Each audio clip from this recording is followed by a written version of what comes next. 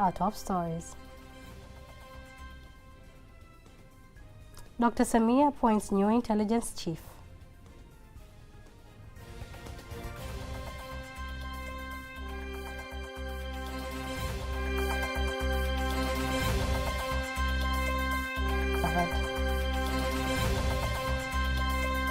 Archaeological richness of Singida uncovered.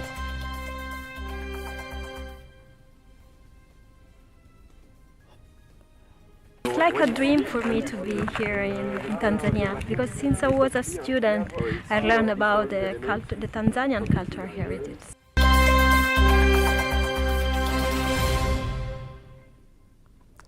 Good evening, I am Teddy Mpanyanga. You can also follow us live via YouTube channel TBConline and also get all the latest news through our Instagram, Facebook and Twitter pages at TBConline.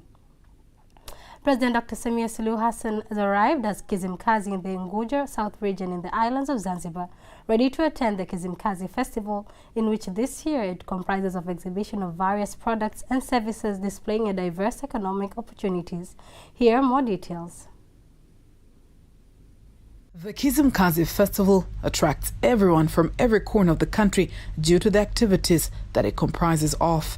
Eagerly awaited is President Dr. Samia Sulu Hassan, who is also the founder of the festival. Earlier today, Dr. Samia arrived at Kizimkazi in a special helicopter.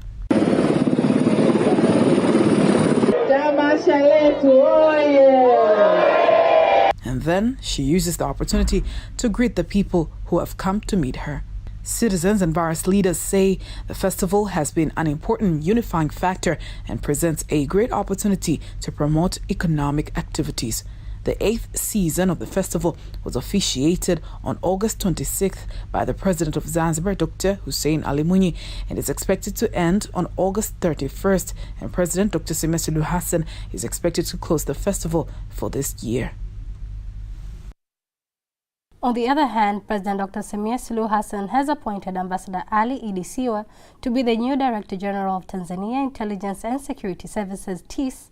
Ambassador Siwa has been sworn in today at the State House in Dar es Salaam and replaces Said Hussein Masoro, who has been appointed as an ambassador. The President of Zanzibar and the Chairman of the Revolutionary Council, Dr. Hussein Ali Mwinyi, has urged close cooperation between the Ministry of Foreign Affairs and East African Cooperation and the Government of Zanzibar. Dr. Mwinyi made the call at the State House in Zanzibar, where he met and held talks with the Acting Director of the Department of Foreign Affairs and East African Cooperation in Zanzibar, Ambassador Silima Kombo Haji. President Dr. Mwinyi insists the two institutions depend on each other for smooth execution of their responsibilities, especially on issues related to international affairs. We always wanted to have this office here because of some international issues that concern your office. Our doors are open to any challenge that you may face, so do not hesitate to communicate with us so that we can solve it. We assure you of our cooperation to meet your goals, and you should also be a good link between the government of the Revolutionary Council of Zanzibar and the United Republic of Tanzania on international cooperation in East Africa at large. Furthermore, he has directed Ambassador Silima, who is also the ambassador of Tanzania to Sudan, to link the revolutionary government of Zanzibar and the United Republic of Tanzania with the country and the East African region. Also, President Dr. Mwinyi has expressed his sympathy to the ambassador following warring conflicts encountered in Sudan earlier this year.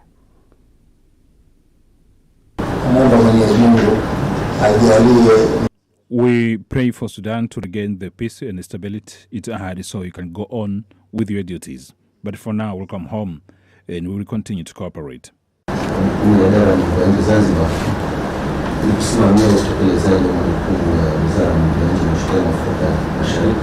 The responsibilities of the Department of Foreign Affairs Zanzibar are to manage the responsibility of the Ministry of Foreign Affairs in East Africa on the part of Zanzibar by providing diplomatic and protocol services and improving international relations. Now let's take a look at Singida, where the archaeological discovery of new areas of ancient human remains, stone tools and Miambani painters in Ikungi District is going to further open the Singida region's tourism of archaeology, culture and antiquities. Faithan Gaga has more details. The revelation has been made by the Ikungi Administrative Secretary in the Singida region, Rashid Moht Rashid, on behalf of the District Commissioner. On the areas being researched by local and international archaeology researchers, and he furthermore congratulates the Ministry of Natural Resources and Tourism for the efforts to discover new areas with a noble history of ancient humans and their activities, especially in the Sulu area. We are grateful to experts for their discovery. As a district, this means we have increased the number of tourist attractions in our area. We have caves here in the forest, and now we have increased more attractions. We also hope that we have gained a new source of income in our councils. If we improve these touristic areas, then we will get many tourists, especially those who are interested in history. Director of the Department of Antiquities in the country, Dr. Christowaja Ntando, points out the importance of these studies and the community involvement, while archaeology researcher from the University of Dar es Salaam, Dr. Macarius Itambo, explains the archaeological richness of the Singida region. And the archaeology researcher from Sapienza University in Italy, Professor Mariana Gallinaro, reveals what attracts her to come to Tanzania to do research. Tuko hapa katika kuunga juhudi za Mheshimiwa wetu Rais Dr. Samia Sulu Hassan. We are here to join hands with President Dr. Samia Sulu Hassan in promotion of tourism in Tanzania, especially historical tourism. Apart from Oldupai Gorge, our experts are now discovering new areas which show that ancient humans lived in many areas. We are working together with experts to determine the best ways to preserve these areas.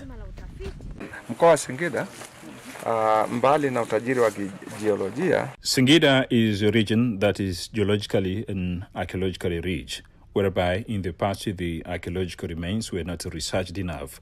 However, in recent years, we have discovered that Singida has archaeological remains and other tourist attractions like those of Oldupai Gorge. I conducted research with France, Italy, Ethiopia, and the UK. It's like a dream for me to be here in Tanzania, because since I was a student, I learned about the Tanzanian cultural heritage. So when this year we started this common project, I really was really happy. And this area in particular is really important because you can find different kind of cultural heritage, from rock sites, open sites like this one with early Stone Age, Middle Stone Age. In collaboration with the Ministry of Natural Resources and Tourism, the local researchers from Italy, Ethiopia, and Persia have so far succeeded in discovering the skull of an ancient human who is believed to have lived more than 700 years ago, and stone tools used more than 300,000 years ago. Thank you, Faithan Gagar. And on to the next news. The Minister of Education, Science and Technology, Professor Adolf Mkenda, urges the Chinese government to increase the number of scholarships for Tanzanian students studying engineering at the Dar es Salaam Institute of Technology who are going to China for further studies and skills. Here's a report by Henry Mabumo, read by Faithan Gaga. They are representing 30 students who have been selected to undergo a 2-year education program in China as part of the 4-year undergraduate studies at the Dar es Salaam Institute of Technology. Here, they are being handed over with the Tanzanian flag as a symbol of representing Tanzania. The Minister of Education, Science and Technology, Professor Adolf Mkenda, says that the step is in line with what President Dr. Samia Sulu Hassan would like to see. That is, to improve the education sector, especially in practical training. We also wish to see how we can expand our collaboration with this institution in terms of taking our youth to go and do full program there so that they can come and be member of staff in our vocational colleges. DIT as a polytechnical college and other vocational colleges in Tanzania. Very important for us in terms of pursuing the vision of Her Excellency Dr. Samia Sulu Hassan. And I'm sure she will be delighted to see that this initiative today, we are sending off 30 students as a start-off. It's a spark that I'm sure will light a fire of more collaboration. The head of the Dar es Salaam Institute of Technology, DIT, Professor Praxedis Ndomba, elaborates on the criteria used to select the students and concept of industrial training. Kigezo kimojawapo ilikuwa ni wanafunzi waliofanya vizuri. One of the criteria which we have taken into consideration was to select students who did well in the results and also their readiness. They are going to get opportunity to learn in practice, especially in matters related with the manufacturing industry. The concept of industrial training, which is implemented by DIT, makes it possible to achieve the opportunity. Viwandani ndio actually imetuwezesha kufanya hiki kitu tunachokifanya. And success in Tanzania, and now they care much more to their social responsibilities. So I think the group of the students here is also expressed in his feelings in his career here. In the future, we'll try to encourage more Chinese enterprise to do their responsibilities, to create more opportunity for the students to study in China, and also encourage different universities and vocational institute or organization to touch and to create some other channels to enhance the cooperation in the field of education. This is my job and also my feeling, and you give me the responsibility. Some of the beneficiaries of the program highlight how the program will benefit them. We are going to get quality education, especially on technological issues. Lengo kuu zaidi ni kwa ajili ya kuikuza nchi yetu. Sikutegemea kama nitapata opportunity. I did not expect to get this opportunity, and I am grateful to the government. In improving the education sector in the country, the Dar es Salaam Institute of Technology, DIT, works on the concept of industrial training as part of practical education to enable graduates to employ themselves upon completing their studies. The Permanent Secretary of the Ministry of Agriculture, Gerald Mweli, says the government plans to prioritize irrigation in agriculture so as to increase the production of food crops, including the paddy crop. Here's the report prepared by Gervas Motabella, read by Lulua Mohammed. Mweli made the remarks while opening a 3-day meeting organized by the International Rice Research Institute in Dar es Salaam, insisting the importance of research and budget, which has been increased from 11 billion shillings to 45 billion shillings. The government of the United Republic of Tanzania, through the ministry, has set the target of doubling the rice production by year 2030. To achieve this, a number of initiatives have been put in place that include increasing the budget for irrigation for developing and expanding irrigation schemes. And I'm glad to tell you that we have increased the budget from 40 million a year to 361.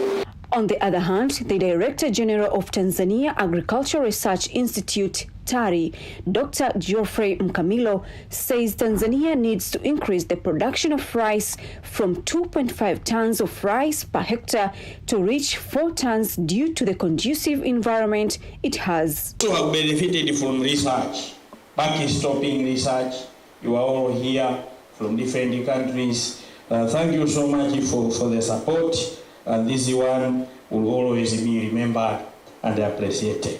But again, when I look at the genetic resources we get from Philippines and other regions as well, because you cannot advance any research if you don't have genetic resources. We have actually acquired a lot of genetic resources from IRI, and we want to thank you for this, and I hope we'll continue providing these genetic resources so that instead of producing 2.5 tons per hectare, perhaps you can double, we can triple, and this is through germplasm deployment.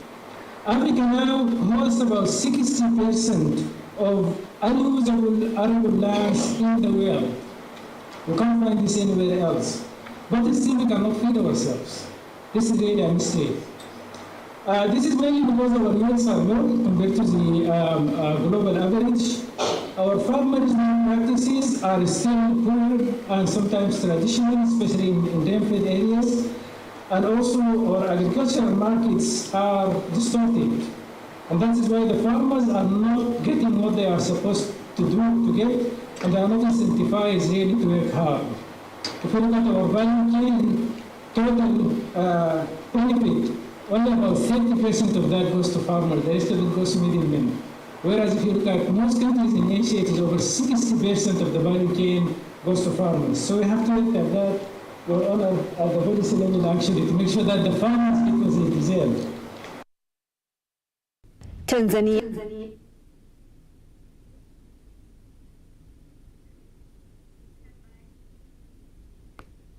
The Deputy Minister of Industry and Trade, Exaud Kigahe, calls on Tanzanians to use the economic opportunities available in the country, including the sectors of agriculture, livestock, fishing, and minerals to increase their income and boost the national economy. Kigahe has made the call while opening the 18th East African Trade Fair held at Furahisha Stadium in Mwanza.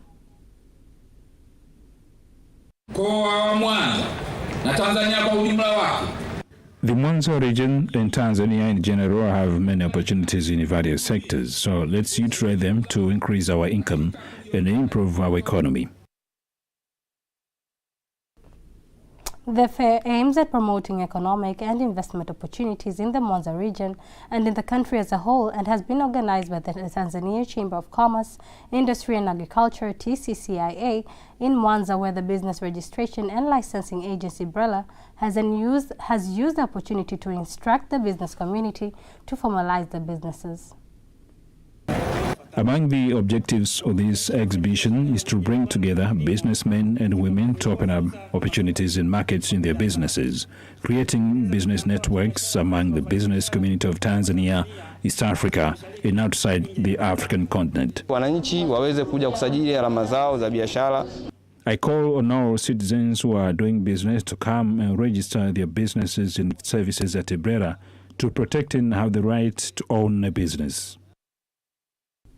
More than 300 local and international commercial companies are participating in the 18th East African Trade Fair, which will end on September 3rd this year. Moving on to the next news, the Parliamentary Energy and Minerals Committee says they are satisfied with the technology used in the Crude Oil Pipeline project, following the technology to consider various effects, including the environment from where it starts in Uganda to Tanzania. Speaking during the occasion, the Vice Chairperson of the committee, Judith Kapinga, says the success is based on the cooperation between the presidents of the two countries in the process of implementation of the project. Tumeshuhudia high-end technology inayotumika hapa. We have witnessed high-end technology that is used here. It has never been used in our country.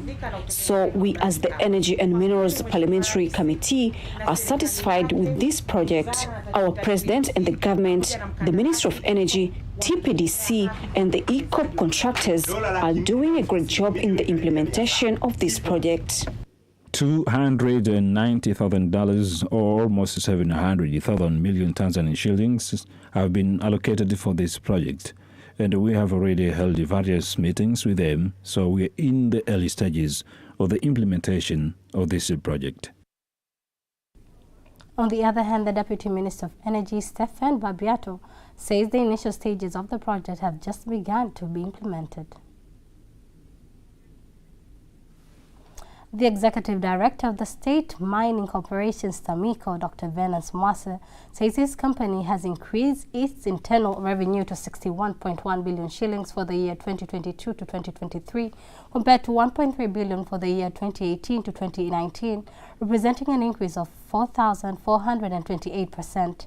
He made the disclosure during a meeting with editors of various media in Dar es Salaam, insisting that the company is no longer dependent on the government subsidies compared to the year 2018-2019, where the company was dependent on subsidies from the development activities of the organization. Sisi tulivyoamua kujiendesha kibiashara, tukabadilisha mindset. We decided to change our mindset.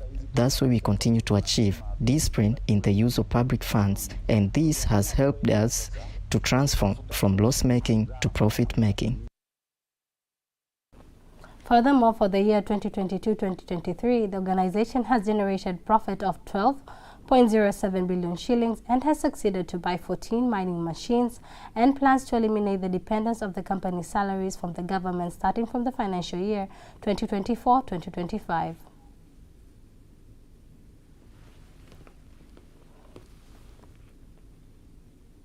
Before we wind up our local news tonight, let us now have a look on today's exchange rates according to the Bank of Tanzania, BOT.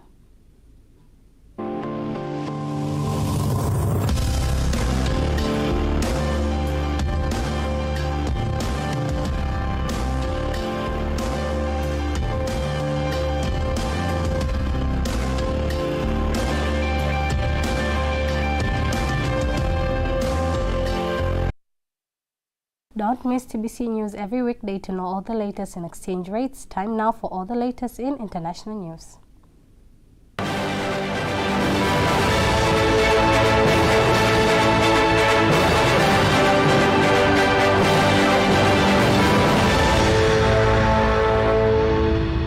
And here is international news compiled by Ramadan Mpenda and read by Father Ngaga.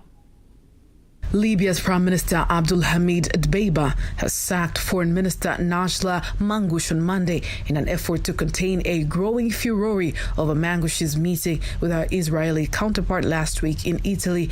Mangush says her meeting with Israeli Foreign Minister Eli Cohen in Rome was unplanned and informal, but an Israeli official says it has lasted 2 hours and was approved at the highest levels in Libya. However, Libya's Internal Security Service responded by denying reports that it has allowed or facilitated her departure and announcing that she was on the list of people barred from traveling. Also, Libya's Presidential Council, which represents its 3 provinces, says it was illegal to normalize relations with Israel. The sacked Minister Najla Mangush will be under investigation after Israel says its Foreign Minister Eli Cohen had met her last week, despite the countries not having formal relations.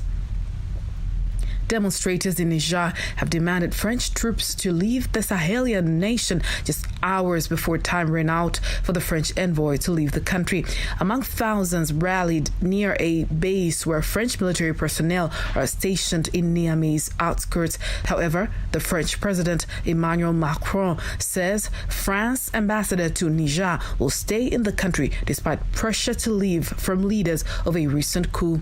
The French leader, who was speaking during a major foreign policy speech to ambassadors gathered in Paris, confirmed that French envoy Sylvain Ite was listening in from Niger's capital, Niamey, despite being given a 48 hours deadline to leave the country last Friday. Macron also says France would support any military action by the Economic Community of West African States, ECOWAS, in Niger. Hundreds of people have gathered at prayer vigils in church to mourn the killing of 3 black people in Florida at the hands of a white man. As President of the United States of America, Joe Biden says there is no place for white supremacy in the United States. About 200 people attended a vigil near the Dollar General store in Jacksonville, where officials say 21-year-old Ryan Palmiter opened fire the day before using guns he had bought legally.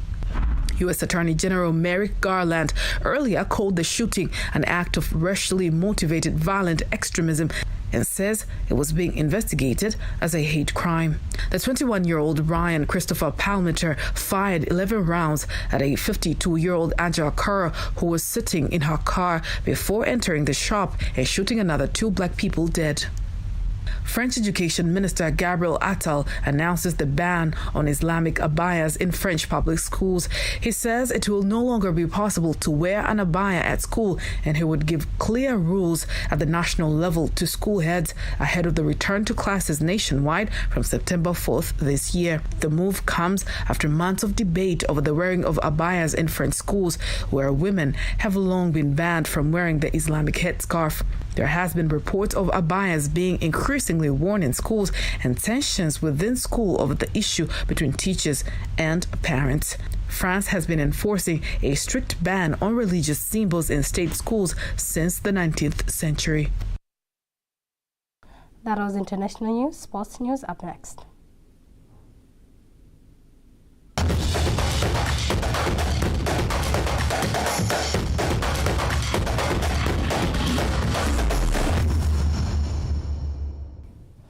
sports news, Young Africans head coach Miguel Gamondi says he targets to emerge victorious in every game of the Tanzania NBC Premier League.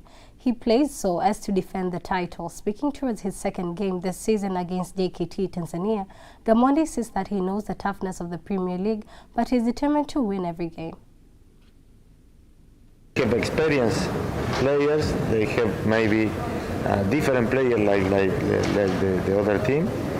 But football is like that. Always you have an opponent in front of you, and you need to sort this problem, the opponent. But we play at home, we play with our fans as well, and we try to do what we need to do to win the game. Young Africans host JKT Tanzania as both teams recorded comfortable win in their first opening matches, whereby Young Africans crashed out KMC by 5-0, where their rivals JKT Tanzania defeated Namungo FC by 1-0. The chairman of Magnet Youth Sports Academy, Ntutufi Mwambusi, urges sports stakeholders to provide materials and moral support to sports academics in the country to encourage talent development. Speaking during the farewell to the 4th Youth Magnet football players who are joining Spanish Football Club Academy, Celta Vigo, Chairman Mwambusi adds that Tanzania has talented players with great potentials, but they need to be supported and nurtured to reach their dreams. African countries, you find when they call the national team, you find these guys are coming from Spain, from England, from France. Yeah, so as Tanzanian, we just need to do more of the investment in youth. We need to get that support going down here, and this is the foundation or the fundamental for the football. So as we start investing, and what you see here today is more about the investment that have been done by the parents and the dedication and the effort that has come from Magnet team. So if we get to widen the investment from the government, corporates, and we do like what is happening now in agriculture sector, I believe the football or the sports industry is one of the massive business that will turn a lot of things in the country. This is a new chapter for Tanzania football international spheres as the four young players join big football academy Celta Vigo, hoping the move will boost the national team and do better in international competitions such as FIFA World Cup and African Cup of Nations AFCON. And that marks the end of our news bulletin for tonight. Get ready to watch our next bulletin in Kiswahili at 11 p.m. I am Teddy Mparanyanga. Have a lovely, lovely night.